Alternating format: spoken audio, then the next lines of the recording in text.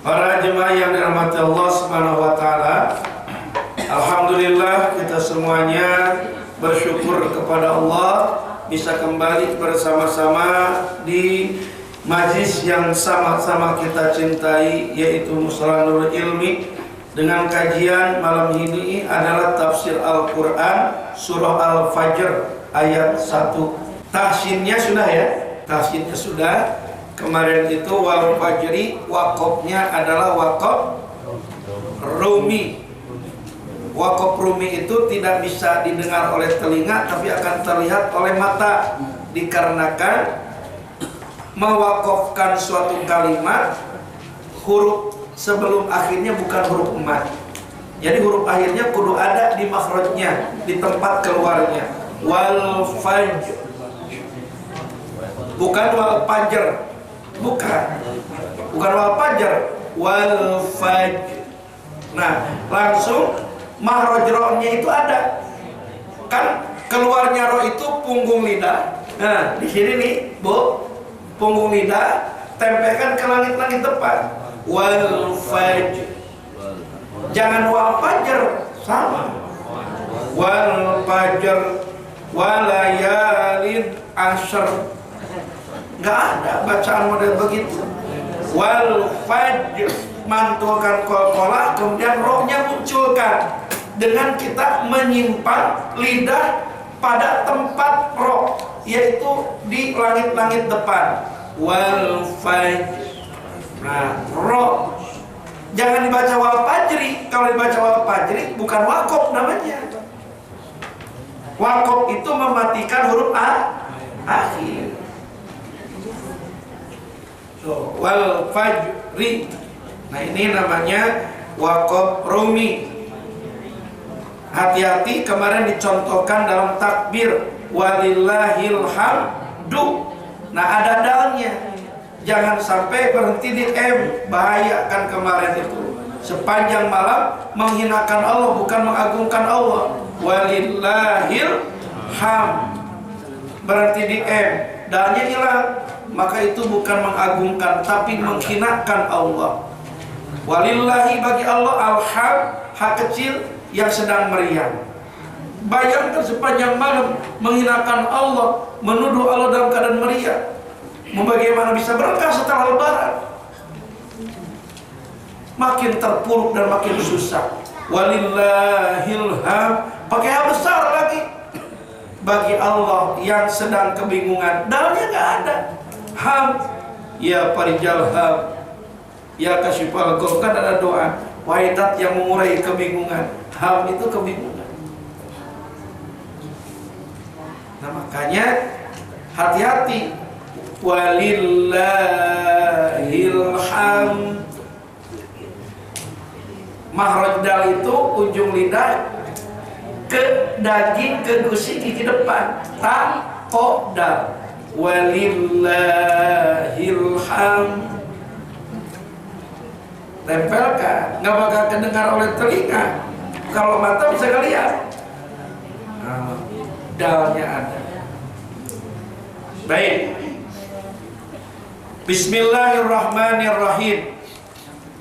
Wal fajri. Waw di sini adalah waw qasam. Salah satu bukti waw qasam, kalimat yang kemasukan daripada huruf waw ini kasroh. Betul? Wal fajri, rinya kasroh apa patah? Kasroh. Padahal ini kalimat di awal. Kalau kalimat di awal kudunya doma, jadi mubtada. Tapi kenapa ini kok kasroh? Nggak wal fajru, tapi wal fajri. Nah, ini salah satu menandakan bahwa waw yang ada dalam kalimat al-fajr ini waw qasam, waw sumpah. Dalam ilmu nahwu, harful qasam, huruf qasam itu adalah salah satu awamil, salah satu amil, salah satu kalimat yang bisa memerintah. Kalimat isim kudu kasrah. Setiap kalimat yang kemasukan huruf qasam, huruf sumpah, maka wajib si kalimat isim tersebut keberadaan i'rabnya atau barisnya kasrah. Wal fajri, asalnya al fajru, datang waw, wal fajri. Huruf qasam itu ada 3, waw, kemudian ta, wallahi, tallahi, yang ketiga billahi. Setiap ada huruf kalimat isim kemasukan huruf qasam, dipastikan si kalimat isim itu i'rabnya, barisnya wajib kasrah. Wajib kasrah karena diperintah oleh huruf qasam, huruf sumpah tersebut. Karena waw ini adalah merupakan huruf qasam, salah satu ciri daripada waw itu huruf qasam, karena kalimat isimnya dibaca kasrah, fajri. Berarti waw di sini artinya bukan dan. Biasanya arti waw apa? Dan. Karena ini bentuk kalimat fajrinya kasrah, berarti waw yang ada di al-fajri bukan waw dan. Ini adalah waw qasam, maka artinya bukan dan, tapi artinya sumpah. Maka kata yang tersebut dalam sumpah itu diangkat dengan kata istilah demi. Kalau bahasa Indonesianya, wallahu apa wallahi?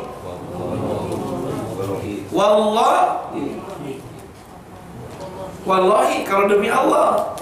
Wallahu dan Allah beda. Kalau ibu baca wallahu dan adapun Allah. Tapi kalau sumpah kudu wallahi, wajib kasroh i'rabnya, baru artinya demi Allah. Di sini waw qasam masuk kepada kalimat al-fajri, maka artinya demi waktu fajar.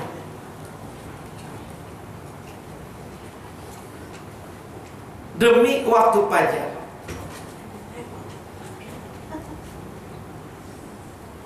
Apa fajar itu? Kapan waktu fajar itu? Nah, waktu fajar ada dua. Ada dua fajar itu. Satu, fajar tukang bakso. Yang kedua, fajar tukang rumah. Bukan itu.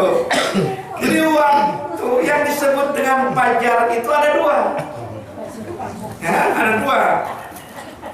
Yang pertama fajar kidib, yang kedua fajar sidik. Nah, fajar kidib dan fajar sidik. Fajar kidib adalah fajar bohongan. Kalau fajar sidik disebutnya fajar beneran. Fajar itu apa? Fajar itu adalah cahaya yang dikeluarkan oleh Allah di saat akan memisahkan yang namanya malam dengan siang. Itu fajar. Fajar itu adalah cahaya yang dikeluarkan oleh Allah dari ufuk timur untuk memisahkan atau memindahkan waktu malam ke siang. Itu namanya fajar. Hanya cahaya yang dikeluarkan oleh Allah di ufuk timur ada dua keadaan. Ada fajar yang kidib, disebutnya fajar bohongan. Dan itu tandanya cahaya dikeluarkan oleh Allah. Fajar kidib tersebut cahayanya apa? Menjulang ke atas. Ke atas tuh menjulang. Tuh, ke atas, memancarnya ke atas, terang ke atas. Kalau bu ibu, pak bapak bangun setengah 5 atau di pesawat kita tengok ke timur, nah nanti bakal muncul cahaya naik ke atas, terang ke atas. Nah ini tidak akan lama cahaya ini hilang lagi, maka disebutnya fajar kidib, fajar bohongan, kidib. Nah maka pas fajar yang keluar bohongan ini itu dijadikan untuk adzan awal kalau di kota Mekah. Kalau di kota Madinah, di saat sudah keluar fajar, kidib membentang ke atas, menjulang ke atas, nah maka disitulah adzan awal atau disebutnya adzan tahajud. Nanti akan hilang. Oh. 1 jam kemudian kurang lebih bakal muncul lagi cahaya. Muncul cahaya, cahaya. Dan cahaya ini tidak menjulang ke atas, memanjang. Memanjang dari sepanjang ufuk timur. Nah, ini disebut fajar shidik. Fajar yang benar, yang menandai daripada berakhirnya waktu malam dan akan tibanya awal waktu siang. Nah inilah yang dijadikan sumpah oleh Allah. Wal fajri, demi waktu fajar yang membentang. Para mufasir mengatakan, jadi yang dijadikan sumpah oleh Allah itu waktu fajar yang sidik, yaitu cahaya yang membentang panjang di ufuk timur, yang memisahkan, mengakhiri daripada waktu malam, diganti dengan datangnya waktu siang, memanjang. Ini gak bakal hilang lagi, terus terang, makin terang, makin terang, makin terang, makin terang. 1 jam kemudian bakal muncul di ufuk timur bulat, keluar matahari. Nah itu disebutnya bukan fajar, itu waktu tulu syamsi, keluarnya matahari, atau syuruk istilahnya, terbit matahari. Awal hari bukan terbit matahari, tapi awal hari itu adalah keluarnya fajar shidik. Ini adalah awal hari, mengakhiri malam, ngebentang. Nah, di saat keluar fajar shidik inilah yang memanjang. Di sini dikumandangkan azan yang kedua, yaitu azan subuh.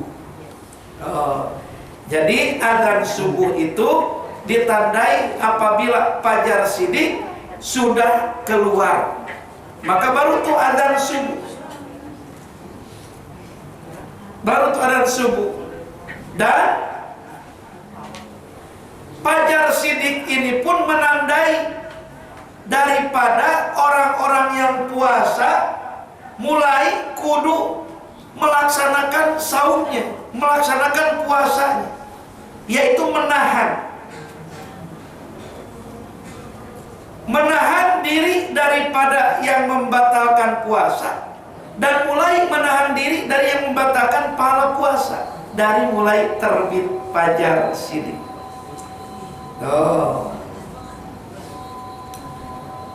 Kenapa wal fajri ini, waktu fajar ini dijadikan sumpah oleh Allah? Berarti waktu fajar ini adalah sesuatu yang sangat istimewa, sehingga dijadikan sumpah, diangkat sumpah oleh sang penguasa alam semesta. Kan Yang biasanya hal-hal yang dijadikan sumpah itu perkataan-perkataan yang begitu mengagumkan. Model kita sumpah yang disebut adalah nama Allah, nama Sang Penguasa. Demi Allah, tuh. Wallahi, demi Allah,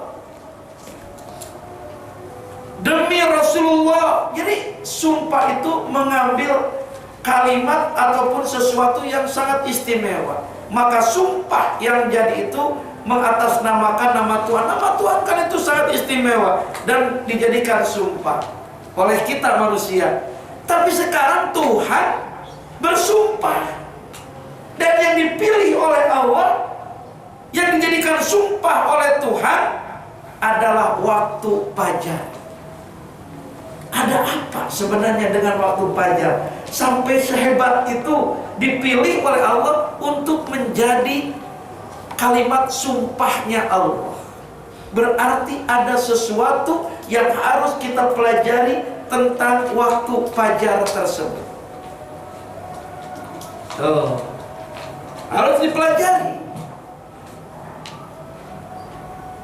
Maka pasti ada hikmah, maka pasti ada rahasia, maka pasti ada keistimewaan di dalamnya, sehingga waktu fajar tersebut dijadikan sumpah oleh Allah.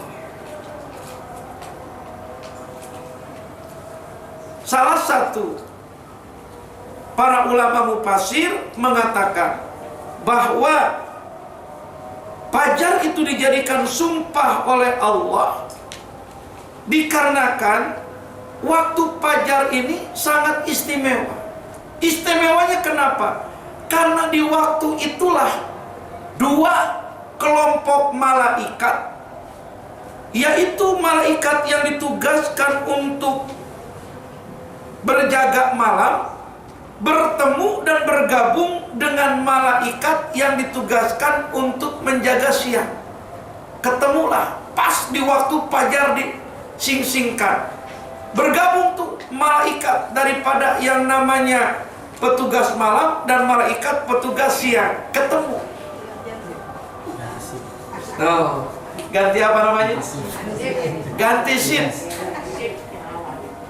Maka di saat bergabungnya dua malaikat tersebut, dua kelompok tersebut, dan apabila dua kelompok malaikat itu menyaksikan ada orang yang sedang berdoa, ada orang yang sedang memohon, maka mereka malaikat gabungan tersebut akan mengaminkan atas apa yang dipintanya. Sehingga Nabi katakan, waktu fajar itu pertemuan dua malaikat termasuk salah satu saatul ijabah, saat dimana doa seseorang akan diijabah. Makanya pastikan oleh ibu, pastikan oleh bapak, di saat adzan subuh masuk, kita sudah ada di atas sejadah, kita sudah dalam keadaan pegang tasbih, kita sudah dalam keadaan pegang Al-Quran, kita sudah keadaan dalam suci. Masuk adzan berarti itu menyingsing fajar sidik, maka berdoa di situ. Berdoa di situ. Maka di saat dua malaikat tersebut menyaksikan ada hamba Allah memohon, meminta, maka doanya akan diaminkan oleh mereka dan diangkat ke langit untuk diijabah. Ini pada bangun.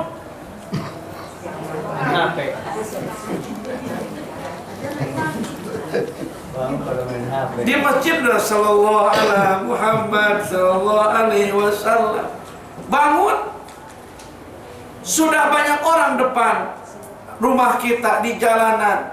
Jadi pas malaikat bertemu itu sudah nggak kelihatan apa-apa oleh malaikat, kita lagi tidur saja. Nah, maka ini adalah salah satu rahasia kenapa fajar ini dijadikan sumpah oleh Allah. Jadikan waktu itu untuk menggapai semua hajat dengan saatul ijabahnya, kita berdoa di dalamnya. Angkat tuh pas masuk adzan itu kita berdoa. Satu. Yang kedua, waktu fajar menyingsing itu adalah salah satu pilihan yang diperintahkan oleh Allah kepada malaikat Jibril, dan malaikat Jibril diserukan kepada baginda Rasul di saat Nabi membawa pulang dari perjalanan Isra Mi'raj sholatnya 5 waktu. Kan sholat itu awalnya 50 waktu untuk sehari semalam. Bayangkan kalau itu dibawa sama Nabi ke bumi 24 jam dibagi 50 waktu, berapa menit sekali tuh? Baru nyuap dua suapan udah harus sholat.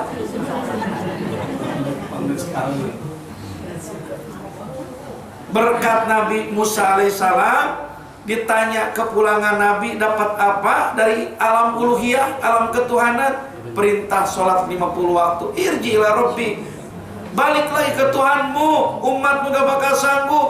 Nabi balik lagi atas anjuran Musa, kemudian balik lagi ke Musa. Bagaimana Muhammad? Sudah dikurangi sekarang 5 waktu, jadi tersisa 45 waktu. Irji ila Rabbi, balik lagi ke Tuhanmu, umatmu gak bakal kuat ngerjain 45 kali dalam sehari semalam. Balik lagi Nabi ke alam uluhiyah, pulang lagi turun ke bumi, ketemu di langit ke-6 dengan Nabi Musa, ditanya lagi bagaimana, udah dikurangi 5 lagi, tinggal 40. Irji ila Rabbik, balik lagi sampai 9 kali bolak-balik, dikurangin 5 setiap kali balik. Udah 9 kali balik, ditanya lagi bagaimana Muhammad sekarang? Sudah dikurangin lagi Musa, yang tersisa tinggal 5 waktu. Apa kata Musa? Irji ila Rabbik, balik lagi kamu ke Tuhanmu, ke alam uluhiyah. Umatmu banyak yang gak bakal kuat mengerjakan 5 waktu itu. Balik. Tapi kata Nabi, izin Musa. Izin apa? Malu, astahi, saya malu Musa. Udah biarkan aku bawa tugas 5 waktu ini ke bumi, dan aku akan berdoa kepada Allah biar umatku ringan dan bisa melaksanakan tugas yang 5 waktu ini. Dibawa turun ke bumi 5 waktu, dan belum tahu yang 5 waktu ini kapan kudu dikerjakan. Betul? Betul. Orang dari 50 waktu dikurangi, kapan itu dikerjakan? Bawa tugas 5 kali aja dalam sehari dan semalam. Kapan kudu dikerjakan 5 waktu itu? Nggak tahu Nabi. Maka menunggu petunjuk Jibril. Koma.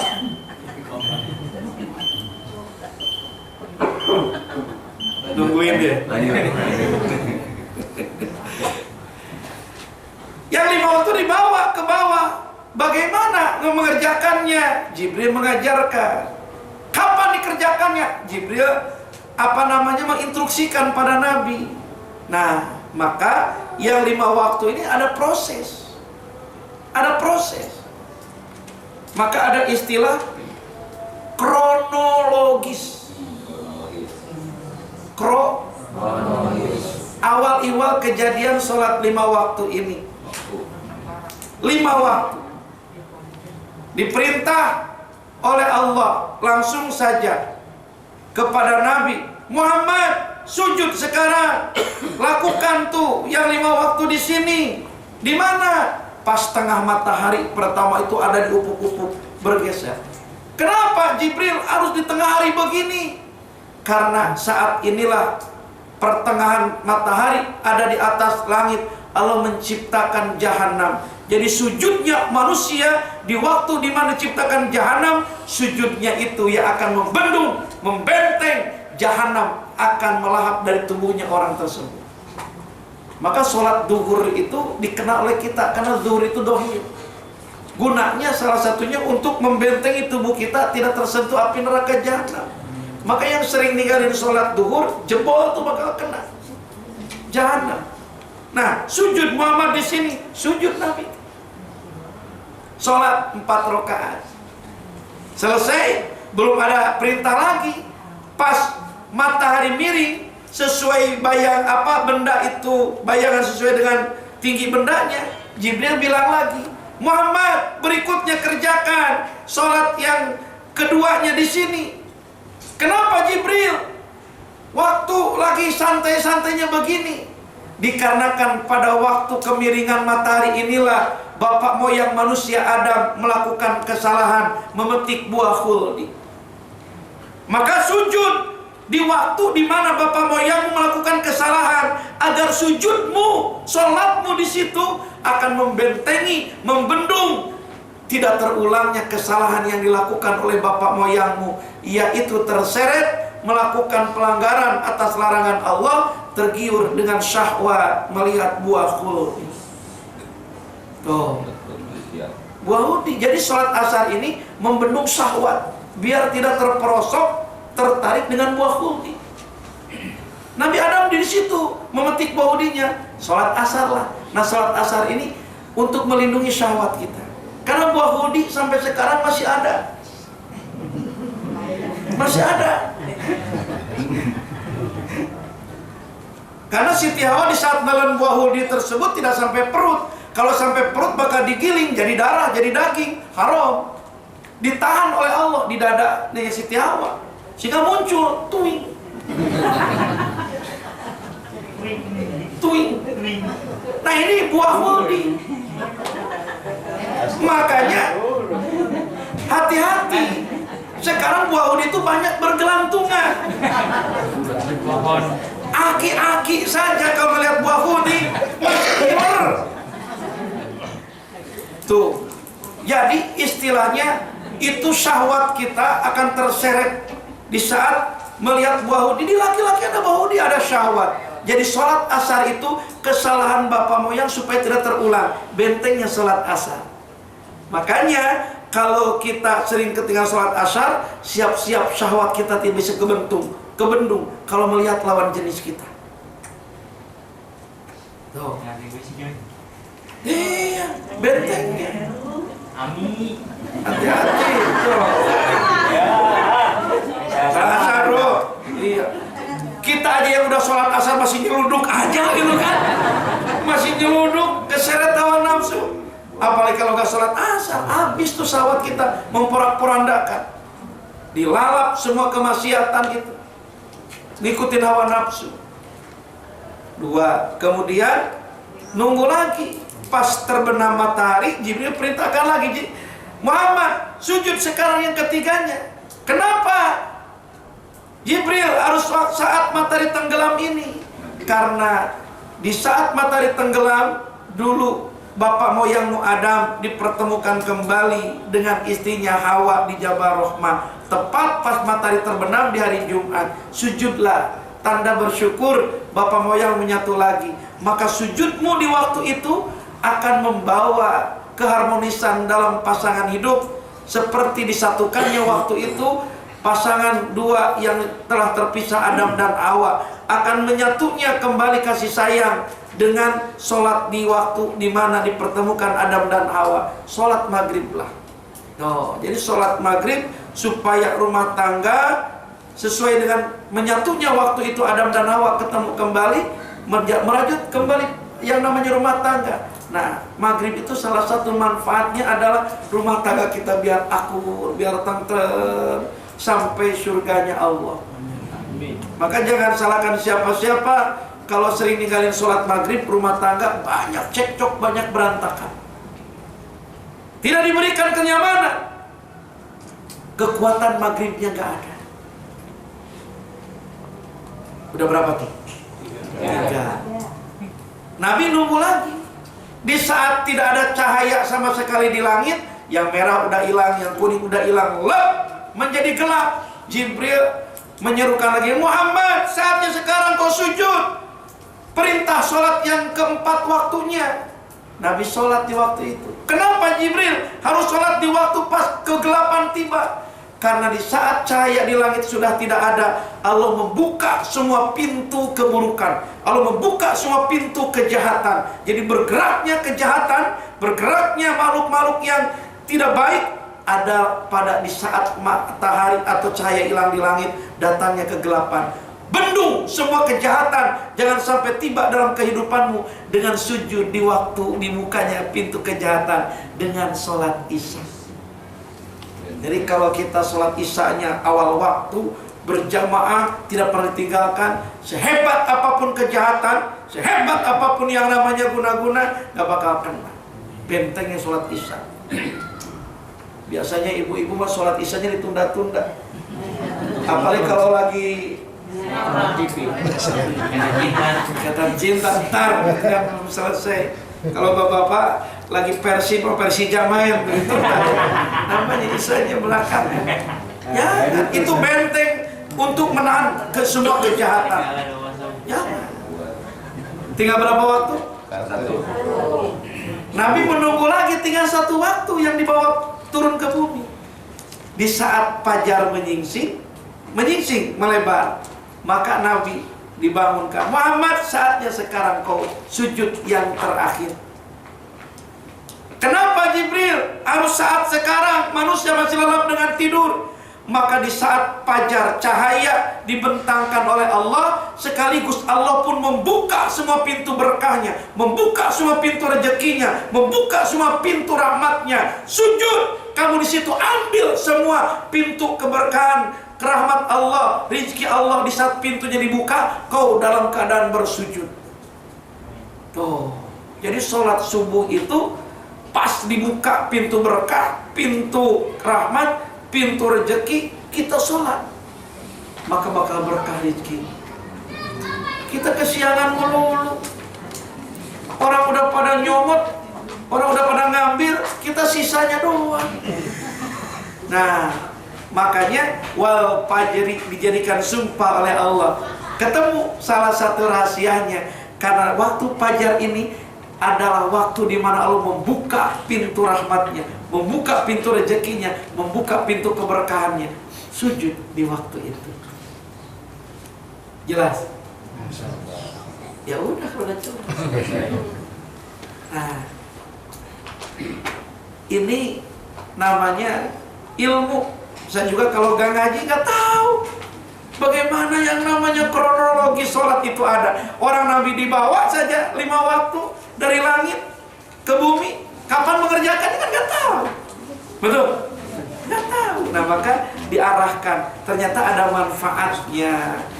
Daripada sholat-sholat 5 waktu itu, di waktu duhur, di waktu asar, di waktu maghrib, waktu isya, waktu subuh, itu bukan kebetulan dikerjakan itu. Itu adalah karena ada maksud dan tujuan dari sholat tersebut. Nanya. Ya. Ini kan tiap sholat beda-beda rakaatnya. Kenapa nggak disamain Ustaz? Itu gimana penjelasannya? Beda-beda. Udah dari nolnya.